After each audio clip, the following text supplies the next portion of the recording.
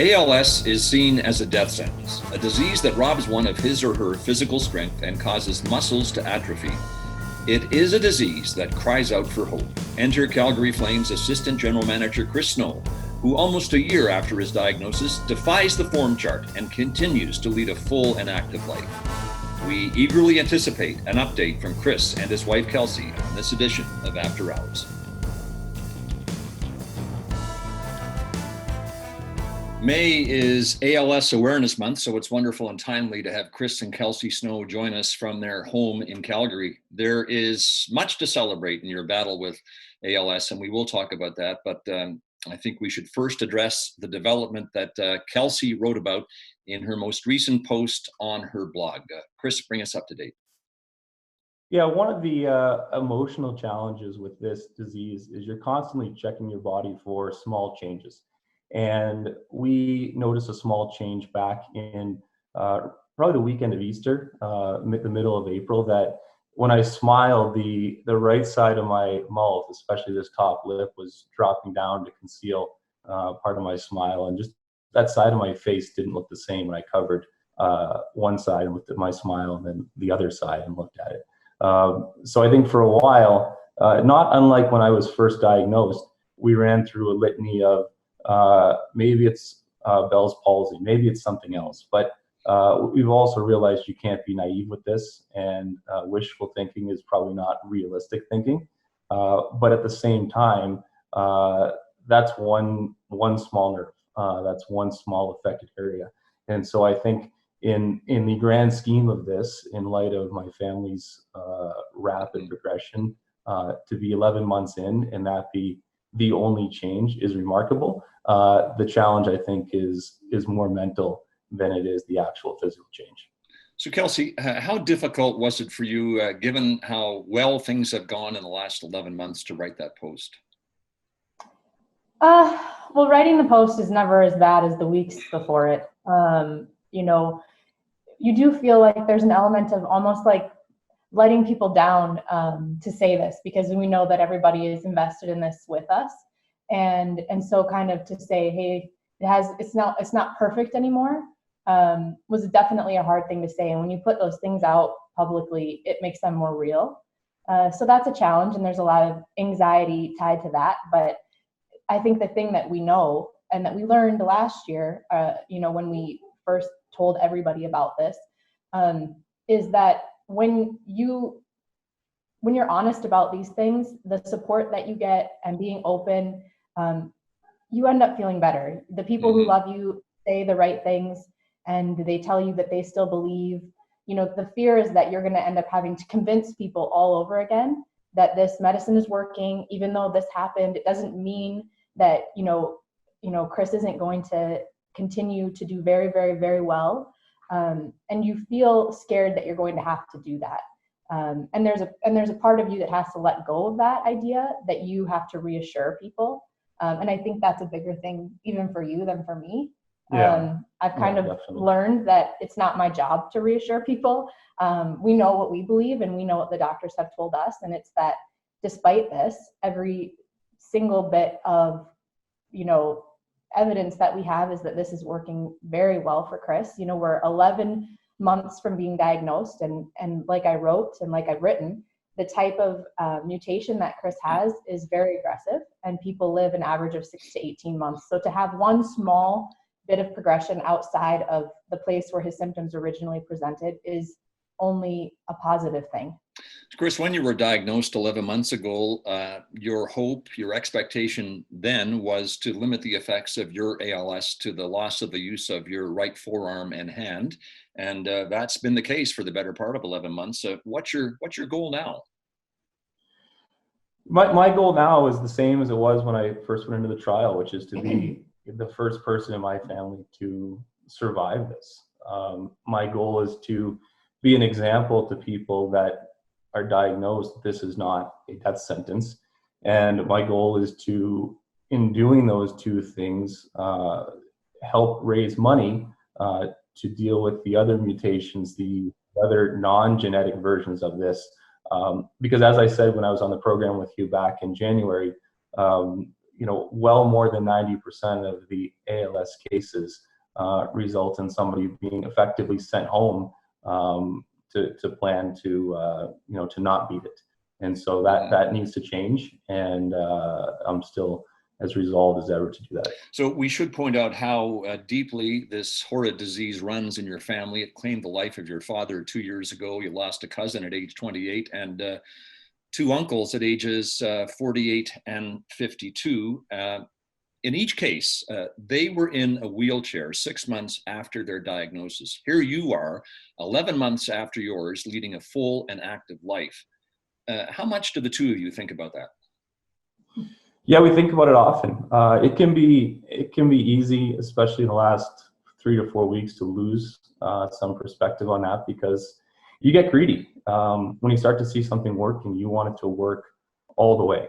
You start to look at your kids, and the fear can creep back in. But when it does, I take myself back to the fact that both of my uncles and my dad were gone in 9 months, and the fact that story is already significantly different for myself. Whenever I go into an appointment and I am going through those physical tests, a neurological exam, and those are anxious times. I really don't look forward to that period. I look forward to the diagnosis. That I always tell the doctor when he apologizes for the numbing and for the big needle that the physical part is nothing. You could poke me as much as you want. It's the emotional aspect that accompanies it that's difficult. And in those moments, I just think about them and think how they would have done anything to be sitting where I am. Well, let's talk about the treatment. You appeared with us on After Hours in January. You were close then, I think, to finishing up the clinical trial in which you weren't sure if you were getting either the placebo or the drug, but the two of you clearly clung to the belief you were getting the drug because you didn't get any worse. And now you're on to the open label phase where you know you're getting the drug. So that, until recently, required monthly trips to Sunnybrook Hospital in Toronto, first for a physical exam and then a 15 milliliter injection. 15 milliliters is about half an ounce.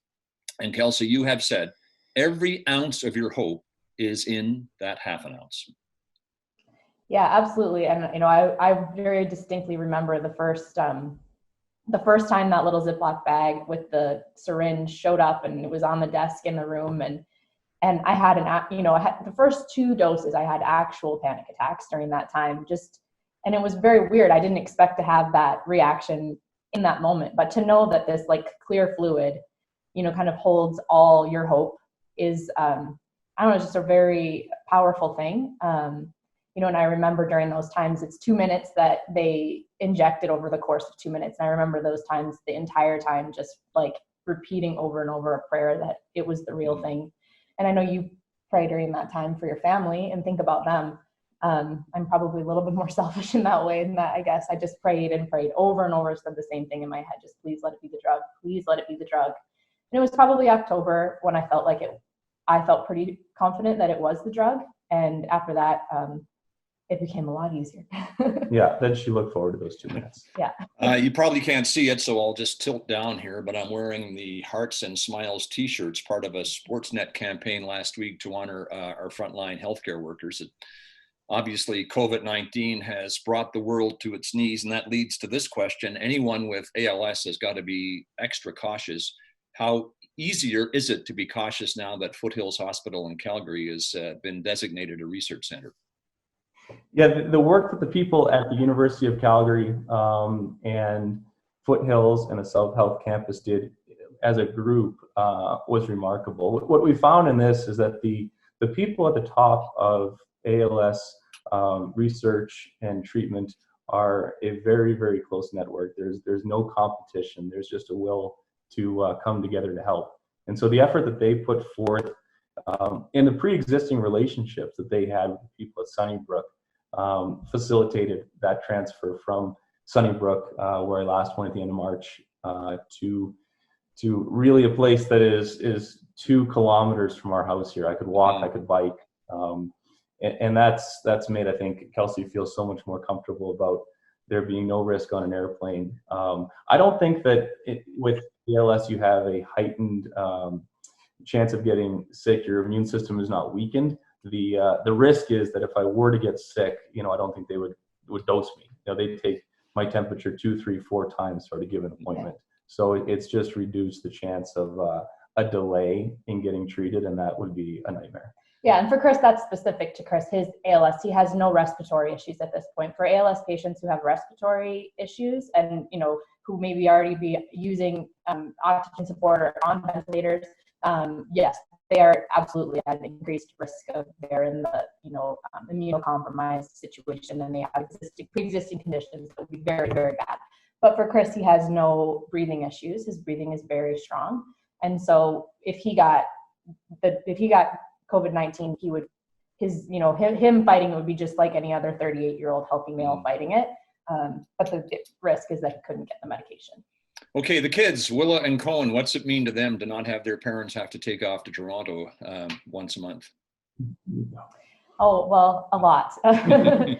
Cohen did better with it than Willa, because they often stayed at Craig and Jesse Conroy's, and he got to play a lot of NHL 19 and often with. So he was generally okay with it. It was hard for Willa. She's just 5. And before we went to Miami last June, very kind of abruptly, when we knew we needed to go there to get Chris's diagnosis confirmed by somebody we really trusted, they had never been away from us for more than 24 hours. And that happened one time.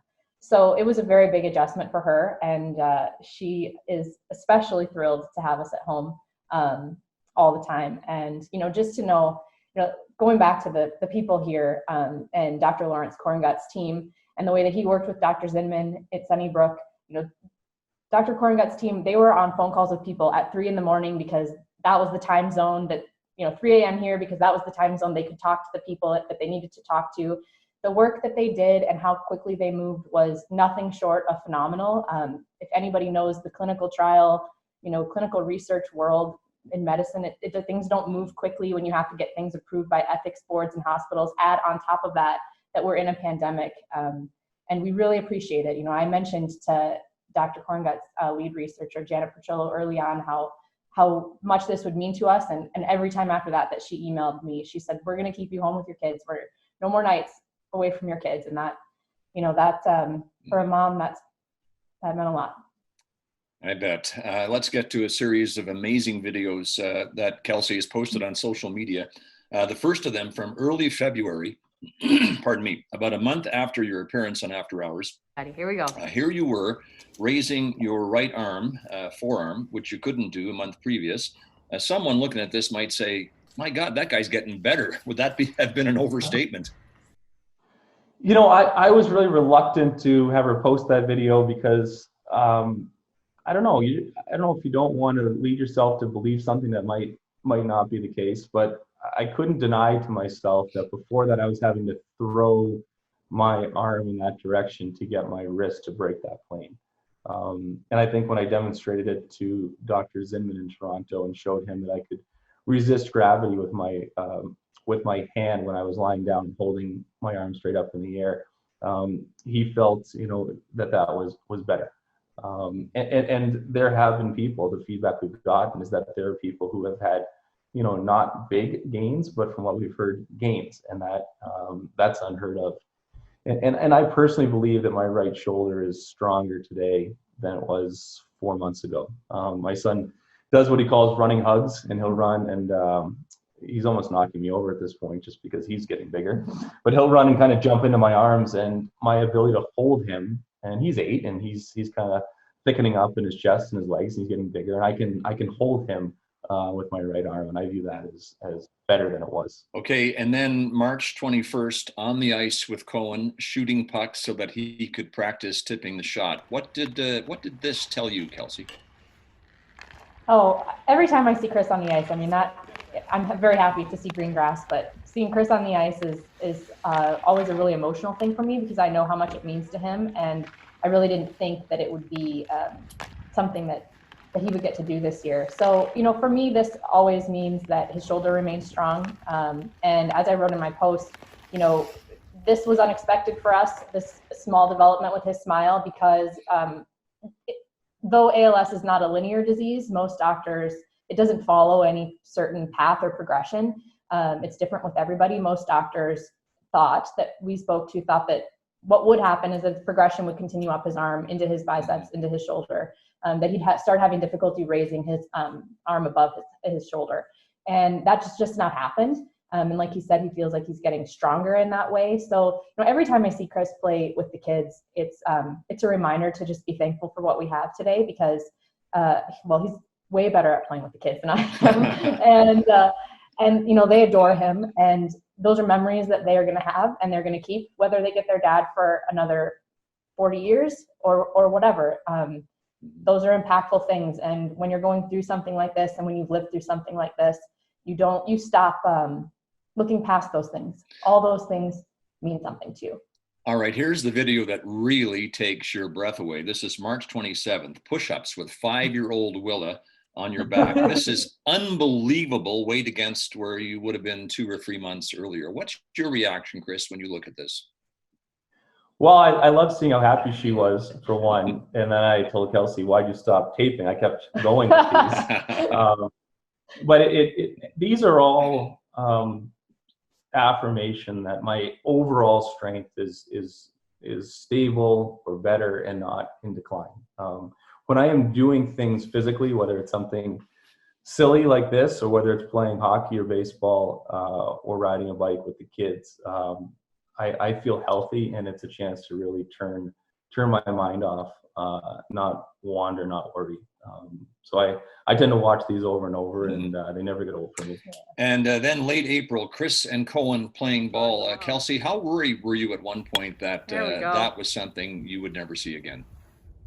Oh yeah, I mean, one of my most distinct memories in this process, because we were going through this last year during Cohen's baseball season. One of my most distinct memories in this process was standing in the outfield at a Little League park that actually overlooked Foothills Hospital, and I could see the unit where I was after I had my stroke, and I was watching Chris, throw batting practice to Cohen, wondering how long he'd be able to do this. And it was just I remember turning away from Willa, who was playing at the playground nearby, because I couldn't stop crying, and thinking, you kind of start to think, like, really, like, how is it that all these things keep happening to us? And I remember watching him thinking this is probably going to be one of the last times I would watch him throw batting practice to Cohen, that there was no way. At that point, I thought there was no way that he was going to be able to play baseball with him again.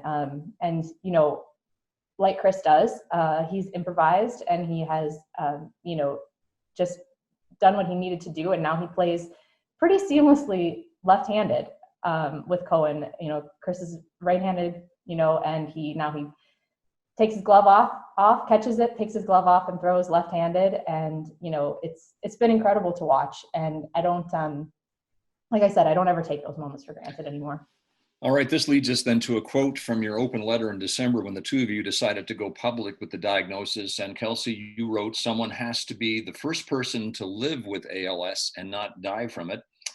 And those videos tell us, I would say, even with the most recent development, that you're leading a full and active life 11 months after your diagnosis. So I'm just wondering, Chris, what do you think of your role as a beacon of hope?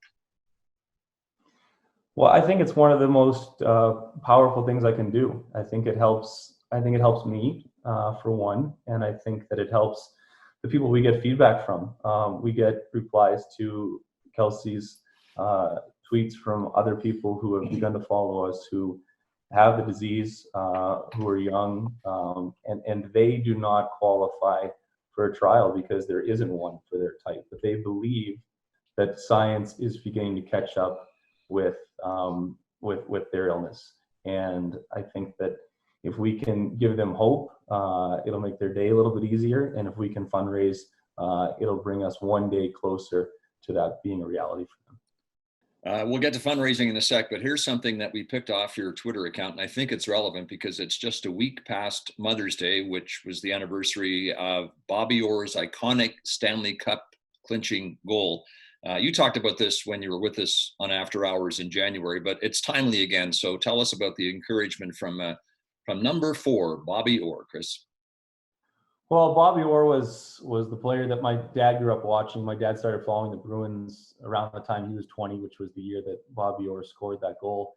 And so when he reached out for my phone number and then called in the days immediately after we revealed this in December, and he was just so kind, so easy to talk to, laughed at himself, asked for the kids' names and how to spell them. And then about a week after that, in the mail came 5 or 6 books, all autographed, these 2 pictures written out to the kids, and the inscription that you saw there in one of the books. And he said, if you ever need anything in Boston, anywhere, just call. And I don't think anyone who knows the great Bobby Orr would be surprised at that. Let's get to fundraising then. Your appearance on After Hours, Elliot Friedman telling your story on Hockey Night in Canada helped create some awareness, but I would say that you reached the pinnacle of Canadian awareness with this public service announcement. Call coffee! Coming back! Hey, what the f*** is that?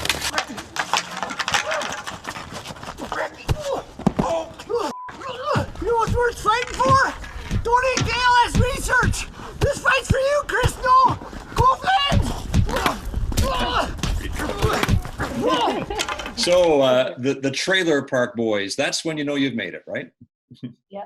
That's what I said to Kelsie. Like we are, as of August, we will have met all the requirements to begin to apply for dual citizenship. And I said, if they have any issue with us being Canadian, all we have to do is show this video and we should be good. We're in.